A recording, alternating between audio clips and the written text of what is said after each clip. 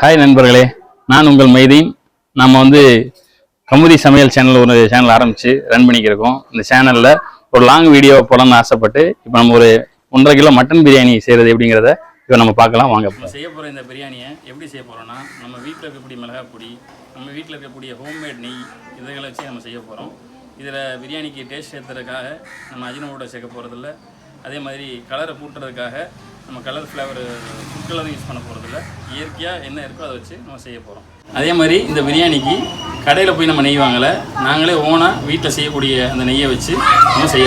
இப்போ நம்ம 1.5 kilo mutton biryani செய்ய போகிறோம். இந்த 1.5 கிலோ மட்டன் பிரியாணிக்கு எவ்வளோ எண்ணெய் தேவைன்னா, 1 கிலோவுக்கு 200 ml கணக்கு வச்சுக்கோங்க. அப்போ 1.5 கிலோவுக்கு 300 ml ஆயில் நம்ம ஊற்ற போகிறோம். பட்டை 1.5 கிராம், ஏலக்காய் 1.5 கிராம், கிராம்பு 1.5 கிராம், 3 சேர்த்து 4.5 கிராம் நம்ம இப்போ போட போகிறோம்.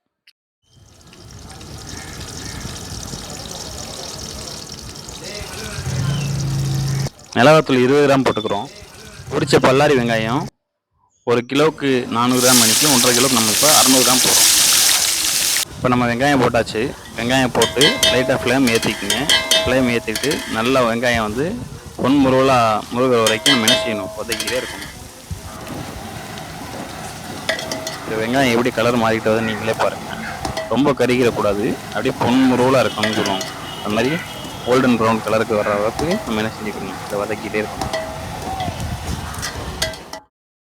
வெங்காயம் வதங்குறதுக்கு கொஞ்சம் டைம் எடுக்கும். 10 to 15 மினிட்ஸ் கூட வெங்காயம் வதங்குறதுக்கு டைம் ஆகும். எவ்வளோ நம்ம குவான்டிட்டி நிறையா செய்கிறோமோ அது தகுந்த மாதிரி நம்ம இப்போ கொஞ்சம் அடுப்பை ஃப்ளேமை குறைச்சி வச்சுக்கணும். இப்போ நல்லா வெங்காயம் பொன்முருகலாக முருகிருச்சு. அடுத்து நம்ம மல்லி புதினாவை போட போகிறோம்.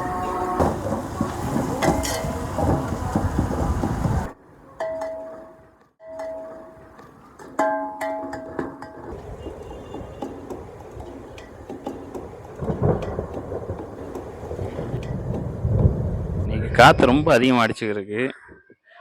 அடுப்பும் கஷ்டப்பட்டு எரியுது. நாமளும் இப்படியா கஷ்டப்பட்டு இந்த பிரியாணி செஞ்சதுன்னு காற்றோடு சேர்ந்து நம்மளும் செஞ்சுக்கிருக்கோம். மிளகாத்தூள் 20 கிராம் போட்டுக்கிறோம். இது நம்ம வீட்டில் உள்ள மிளகாத்தூள்னால நம்ம 20 கிராம் போடுறோம். கடையில் வாங்கினோன்னா நம்ம 15 கிராம் போட்டுக்கலாம். 1 கிலோவுக்கு 10 கிராம், இப்போ 1.5 கிலோவுக்கு 15 கிராம் போட்டுக்கலாம்.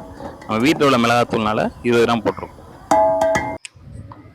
மிக்சியில் அரைச்சி அந்த சின்ன வெங்காயத்தை அதோட நம்ம சேர்த்துட்டோம். இப்போ சேர்த்த உடனே நம்ம நல்லா அதை மிக்ஸ் பண்ணணும். அடி பிடிச்சிடக்கூடாது. அதுக்காக நம்ம என்ன செய்யணும், கிண்டிக்கிட்டே இருக்கும். சேர்த்து இதையும் நம்ம வதக்கிக்கணும்.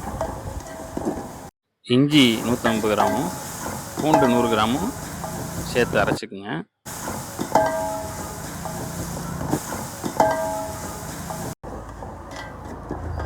சின்ன வெங்காயம் இஞ்சி பூண்டு எல்லாமே போட்டாச்சு. போட்டு நல்லா டோஸ்ட் பண்ணியாச்சு. இப்போ நம்ம தக்காளி போடுறோம்.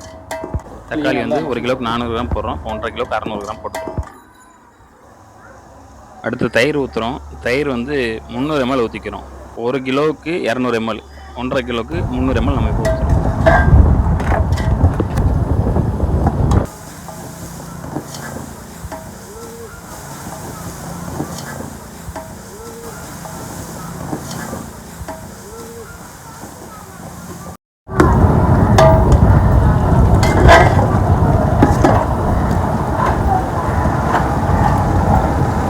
இன்னும் நல்லா வதங்கணும்.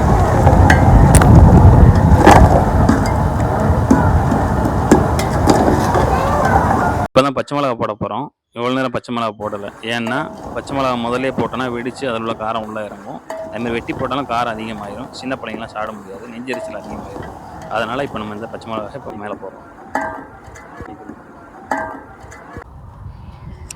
இப்போ கரெக்டாக நம்ம அளவு தண்ணி ஊற்றுறோம். அளவு தண்ணி ஊற்றுறத வச்சு தான் பிரியாணி எப்படி வருங்கிறதே இருக்குது. இப்போ நம்ம ஃபுல்லாக அரிசி வச்சுருந்தோம். அந்த அளவுக்கு நம்ம தண்ணியை ஃபுல்லாக எடுத்து இப்போ ஒரு இது ஊற்றிடுறோம். ஃபுல்லாக தண்ணி ஊற்றிட்டோம். அடுத்து இன்னும் நம்ம தண்ணி ஊற்றிருக்கு. 1க்கு 1.5 அளவில் நம்ம தண்ணி வச்சுக்கணும். இப்போ என்னென்னா நம்ம மட்டன் வேக வச்ச அந்த கறி தண்ணி இருக்குது, அதை எடுத்து நம்ம இப்போ அரை இது அளவுக்கு ஊற்ற போகிறோம். இப்போ நம்ம உப்பு போடணும். உப்பு போட்டாச்சு. உப்பு பார்த்தீங்கன்னா ஒரு படிக்கு ஒரு பொடி. அளவு தண்ணி ஊற்றியாச்சு. ஊற்றிட்டு ஃப்ளேம் ஏற்றி வச்சுட்டு மூடிடுங்க. பிரியாணி அடி பிடிக்காமல் வரணும்னா இந்த மாதிரி அடுப்புக்கு மேலே ஒரு நல்ல தோசைக்கல், கனமான தோசைக்கல் வச்சுக்கணும். இப்போ தண்ணி ஊற்றி கொஞ்சம் நேரம் ஆச்சு. அதான் கொதி வர ஆரம்பிக்குது. இன்னும் எல்லா பக்கமும் நல்லா கொதி வரணும். கொதித்த பிறகு நம்ம அரிசியை போட்டுருவோம். என்னடா மட்டன் பிரியாணிங்கிறானே, இன்னும் மட்டனே போட மாட்டானு நினைக்கிறீங்களா? கூடிய சீக்கிரம் போட்டுருவோம். நம்ம உப்பு போட்டிருக்கோம். உப்பு, புளிப்பு, உரப்பு எல்லாம் தூக்கலாக இருக்கா, அதிகமாக இருக்கான்னு பார்க்கணும். தூக்கலாக இருக்குது. உப்பு, புளிப்பு, உரப்பு எல்லாமே நல்லா தூக்கலாக இருக்குது. நம்ம இன்னும் கறி போடலை, அரிசி போடலை. அளவு தண்ணி ஊற்றி ஃப்ளேம் ஏற்றி வச்சுருக்கோம். நல்லா 4 பக்கம் வந்து புகை வரும். அப்படியே வந்தோடனே கொதிக்க வந்துடும். தண்ணி கொதிச்சோடனே ஃப்ளேமை குறைச்சி வச்சிடணும். குறைச்சி வச்சுட்டு ஊற வச்சுருக்க அரிசியை வடித்து எடுத்து அதில் போட்டணும். 1.5 கிலோ அரிசி 1.5 கிலோ அரிசியை யூனிட்டி அரிசியை நம்ம இப்போ போட்டாச்சு. அரிசியை போட்டதோட நம்ம கிண்டிடக்கூடாது. லேசாக கரண்டி வச்சு நல்லா எல்லா பக்கமும் சரிசமாக வர மாதிரி செஞ்சு விட்டுருவோம்.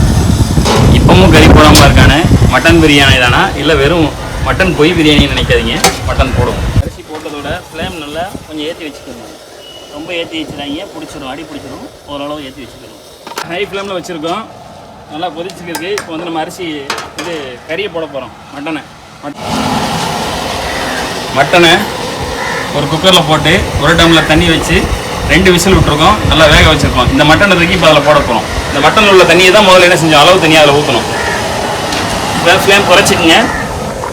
குறைச்சிட்டு மட்டனை இந்த தண்ணியோடய போட்டுருங்க. போட்டுட்டு ரொம்ப கிண்டக்கூடாது. மேலே அப்படியே டிப் பண்ணி விட்டுட்டு லைட்டாக ஃப்ளேம் ஏற்றிக்கிங்க. ஏற்றிட்டு மூடியை போட்டுருவோம்.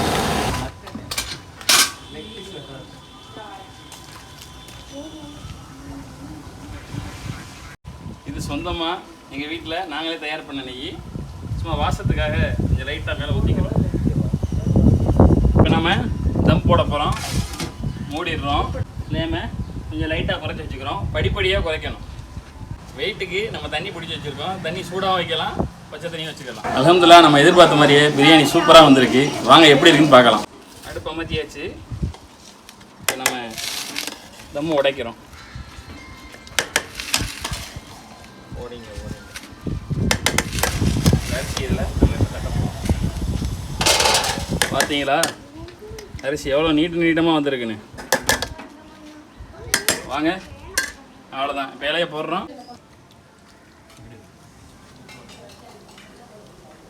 ஒரு நாள் பிரியாணி விருந்து நம்மளுடைய சகோதரர் முகமது மைதீன் அவர்கள் பிரியாணி செய்திருக்கிறார்.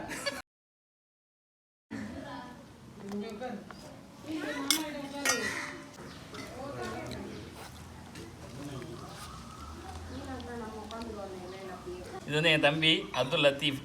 அவன் பையன் இருக்கான், என் பசங்க, தங்கச்சி பசங்க 2 பேரும்.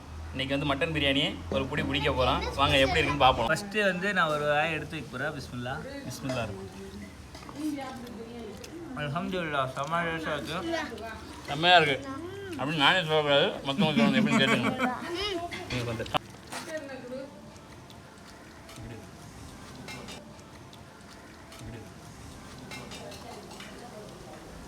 நம்ம கமுதி சமையல் சேனல்லேருந்து அடுத்தடுத்து புதுசாக ரெசிபிஸ் வரும். நம்ம சேனலை சப்ஸ்கிரைப் பண்ணிக்கங்க. பெல் ஐக்கானை கிளிக் பண்ணிக்கங்க. உங்கள் ஃப்ரெண்ட்ஸ்லாம் ஷேர் பண்ணுங்கள். அஸ்ஸலாமு அலைக்கும் வரஹ்மத்துல்லாஹி வபரகாத்துஹு.